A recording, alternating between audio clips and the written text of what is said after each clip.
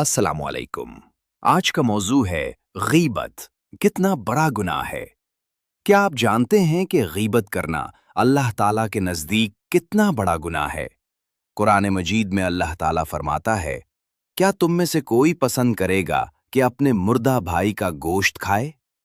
जरा सोचें, हम अपने भाई का गोश्त खाना तो दूर, उसका तसव्वुर भी नहीं कर सकते, लेकिन गीबत करके हम यही काम कर रहे होते हैं। हजरत मोहम्मद सल्लल्लाहु अलैहि वसल्लम ने फरमाया, गीबत ये है कि तुम अपने भाई का जिक्र इस तरह करो जो उसे नापसंद हो।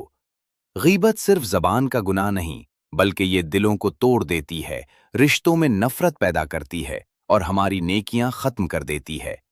आएं, आज से अहद करें कि हम अपनी जबान की हिफाजत करेंगे, दूसरों की बुराई करने के बजाय अपनी इस्लाह करेंगे।